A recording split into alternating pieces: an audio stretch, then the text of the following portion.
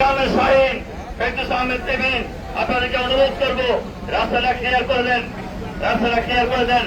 আমি যে কথা বলছিলাম, আজকে বুদ্ধিজীবী দিবস উপলক্ষে বিকাল 3টায় আমাদের জেলা বিএনপির কার্যালয়ে আমাদের জননেতা বীর মুক্তিযোদ্ধা মাসুদ ফিরাজি সাহেবের সভাপতিত্বে এক আলোচনা সভা অনুষ্ঠিত হবে।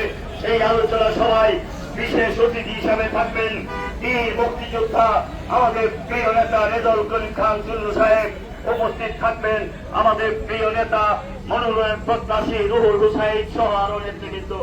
আপনারা সেখানে মনোনয়ন প্রত্যাশী যদিও অসুস্থতার কারণে আজকে আসতে পারে নাই, উনিও সেখানে উপস্থিত থাকবেন যুবদল, ছাত্রদল, স্বেচ্ছাসেবক, বিশেষ করে সদর উপজেলার প্রতিটা ইউনিয়নের সংগ্রামী নেতৃবৃন্দ, উপজেলার নেতৃবৃন্দ যাবে না। তারপরেও ধন্যবাদ দিতে হয় বিশেষ করে বিন্নাটি ইউনিয়নের পরে বিন্নাটি ইউনিয়ন বিএনপির সভাপতি ইব্রাহিম মোল্লা, বিন্নাটি ইউনিয়ন বিএনপির সংগ্রামী নেতা মঞ্জু, মা মাটি ডাকতে তারেক রহমান আসতে, মা মাটি ডাকতে তারেক রহমান আসতে।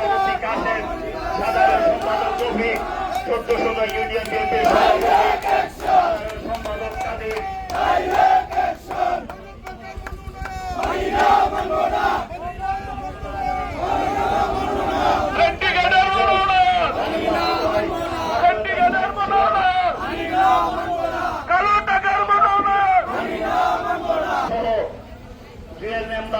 বাপ্পি এবং স্বেচ্ছাসেবক নেতা অপু সহ আরো যারা নেতৃবৃন্দ এসেছেন, ধন্যবাদ দিয়ে আমাদের শেষ করা যাবে না। কুশেরপুরের সাদ্দাম, বাদল সহ যারা এসেছেন আরো অনেক নেতৃবৃন্দ, আসলে আপনাদেরকে ধন্যবাদ দিয়ে আমরা ছোট করতে চাই না। আমরা শুধু বলতে চাই আজকে গত 15 দিন যাবৎ আপনারা এই আন্দোলন চালিয়ে যাচ্ছেন, ঠিক আছে ভাই?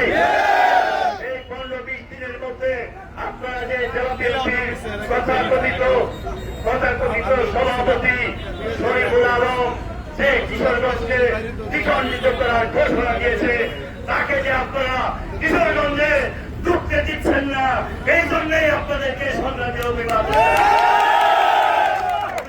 জানাই।